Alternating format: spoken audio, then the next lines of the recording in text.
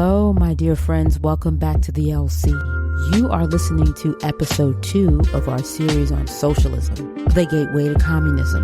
In the last episode, we laid the foundation for how socialism gives birth to communism, and I think it was, well, an overview. In this episode, we will be specific and hone in on the underlying emotion that's gripping the masses and fueling the communist movement. Let's be frank, this emotion is fear. We know this because when people are in a desperate state and they're wanting security and they petition the government to provide it, it's because they're afraid. Let's unpack fear, because there are people who blatantly deny my claims because they don't want to admit that they're afraid to live independently. They are afraid of responsibility and failure. They're also lazy. But even with all of that, what they truly fear is death. Friends, that is the sum of all fears. There is no greater fear because mankind is so afraid of death. There is a failure to truly live life. What do I mean by this? I mean that we consider life to be the routine of waking up, going to work, having some high moments and low moments, dealing with lack, sickness, and loss, all of that. Yes, that's life. And what it actually is experiencing life. But does that constitute living? I ask this not necessarily to provide definitive, answers, but for you to ponder. This is always about asking questions, because life has no one meaning. It is self-defined. It's actually what you make it. And what I can tell you is when we seek to escape life, meaning we want to hide and we want to run from what gives us that true experience, even if it isn't always pleasant, really is not doing us any true good. The experience of life and all that it encompasses reveals a hidden truth about what it means to be human. But most importantly, it reveals our unwillingness to face adulthood. Friends, people simply refuse to allow life to give them the circumstances they need to mature. I've been saying that this is the whiny generation. Friends, I've been talking about this for a while. These kids who are so-called young adults are going online and posting videos about losing their job, not having a job, or not being able to make rent, etc., etc. They seem to be venting about life. But why won't we just tell the truth? Why are we coddling them? I feel like we have actually failed them. We've made them feel that they don't have to endure anything. We've really actually failed to teach them about responsibility, accountability, and work ethic. However, most importantly, we fail to teach them about where things come from. How is it that we are here in the West and we're living with modern conveniences? And for the most part, we have reliable systems in place to sustain our society. We are living better today than our ancestors of the 20th century. Yet, a sad minority feel that they can't live life without government assistance. That's a damn shame. Friends, I did a YouTube video that spoke directly to these Gen Zs, or Gen Zers, I don't know what we would call them. And I told them, if you don't work, don't expect to have the luxuries that you have today in the next 20 years, maybe even in the next 10 years. They don't seem to understand that you have to work in order to have what you have. You have the ability to work from home because people, those that preceded you, worked. They don't seem to get that. I urge anyone listening to check out the video that I made, because you need to see and you need to understand that the iPhones that you use and the apps that you use today came from the people who possessed an innovative spirit. They shared their ideas and they worked hard to bring them to fruition. The fact is, the Gen Zers have been lied to about the origin of things. They have been brain-fed this notion that white privilege and white pillage has produced our affluent society. We have become wealthy directly off of the blood, sweat, and tears of slaves. That's what they've been told. And the slaves today are not wealthy. Obviously they're not, but they're not the slaves. We're talking about the African slaves from years ago. That's not what we're talking about, because obviously that has been abolished. Therefore, the wealthy, the whites who are at the top of the hierarchy, must have made it there because they're still robbing the masses. Because after all, there's no way they could possibly work to achieve their means. Friends, in other words, they're not working to achieve their means. They're not working wealthy people. They didn't get wealthy from going to work. Friends, this is yet another reason that they don't want to work. Friends, The younger generations don't want to work because they don't feel they have to. They're being told that all that they have doesn't come from working. They can't help but to believe this is because, and of course this is because nobody is telling them otherwise. They have to believe this. They are instead finding out the hard way. And they are. I mean, they're posting these videos and they're unemployed.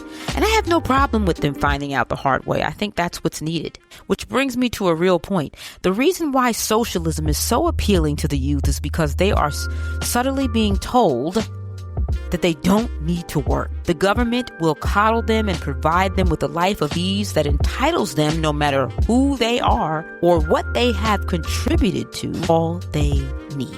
So the government promises to provide them with all their basic needs. Food, shelter, healthcare, you guessed it. All of it. It's all free.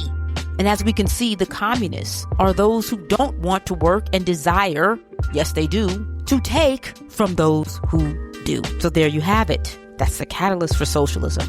The fear of being independent, the fear of being an adult, and downright laziness. Yes, it's the fear of being an adult, having responsibilities and being lazy. I will say that laziness does play a role here because, friends, people are lazy. Let's just call it what it is. They don't want to work. But of course, I don't think the laziness supersedes fear. I really don't. I think people are more afraid than they are lazy. And I've also learned that most lazy people are selfish. People who are lazy don't realize that the world doesn't revolve solely around their needs and their wants. Friends, we are all in the world to contribute, and it's necessary to maintain the harmony of the universe. This is the main reason why we must all work.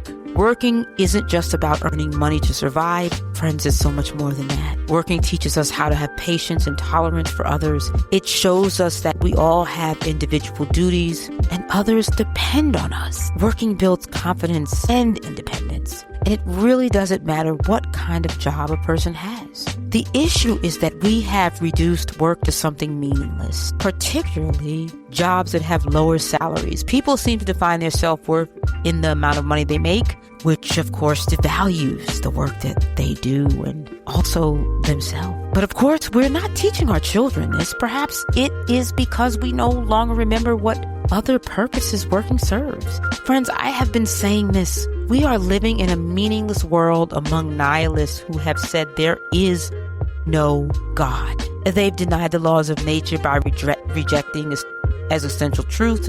They have undefined what a woman is. They've negated the roles of the man and the woman within the nuclear family. Of course, they've also negated the nuclear family. They have single-handedly destroyed education.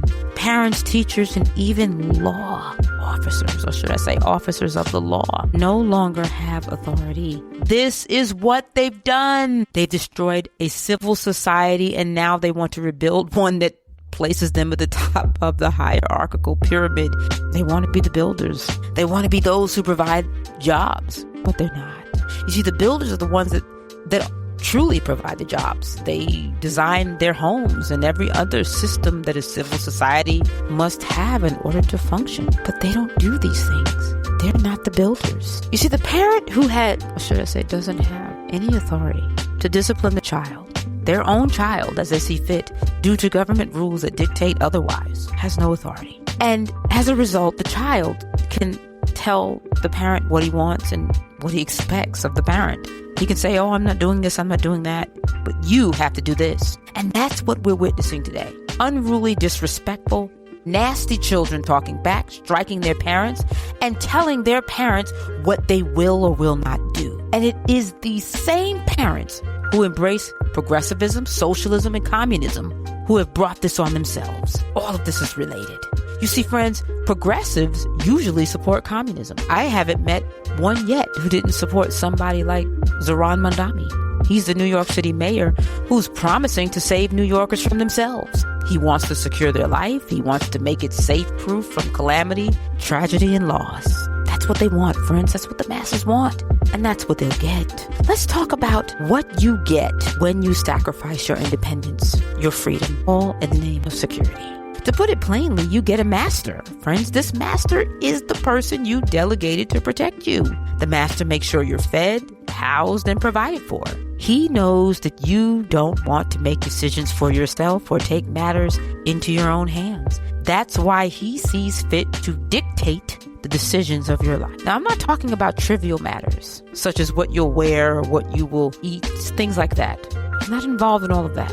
I'm talking about something much more sinister and less obvious. And this is the takeover of your mind, your thoughts, and sense of selfhood. Now, why would a person elected by the people who trust him decide to completely enslave the will of those people? And is this the actual intention of a communist? Because when we hear these people speak, and we've been hearing them lately, they do not believe that this is what they want to do. They really actually think that what they're doing is in the best interest of the people that they serve. You see, the communist is a master. And as this series progresses, we're going to go deeper into this because I want you to understand that the communist playbook never changes. Communists always end up becoming mentally ill dictators, and they're very easy to identify. The fact that people can't is because they're suffering from a type of mental illness themselves. And I'm actually going to address that at a later date because the thing about this is that people who are mentally ill don't know that they are mentally ill. They can't self-diagnose because what's actually happening within their mind is that there is a breakdown of rationality and there's no reason at all. And that is the reason for the presence of intense fear. So what is the real intention of a communist leader? They all claim to want a just society. They want one that serves the needs of all people, particularly the marginalized and the downtrodden. And all of this includes saving them from the oppression of the wealthy. For you see, this is the dynamic there must always be. This villain, and the rich are the villains. They're blamed for the inequity and the inequality of societal outcomes. So their so-called rationale is this: if we seize the power of the rich, we will all be free. And the only way we can do this is if we infiltrate their systems. After all, why should we keep working to uphold systems that do not work for us? Friends, we are hearing and seeing this sentiment play out all over social media in real time. And it's the reason Mamdani came to power. And mark my words, he and his administration are going to take New York City down to the path of no return. How on earth do these arrogant fools think they can control the will of others and make them bow to their demands? Friends, that's what the communists think. The last time I checked, rich people didn't become that way by being submissive and stupid. These socialists or communists think that they are highly intelligent people, but they're really arrogant and delusional. They believe that the world should bow to their demands and do as they say. They don't think that they should work or contribute to society. And they think that the working class and poor create the wealth. Friends, you've got to understand what I'm saying.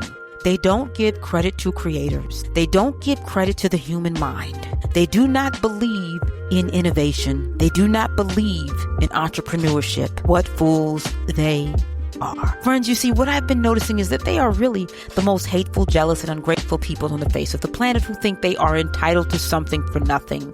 They have no idea how the world works because they don't want to know.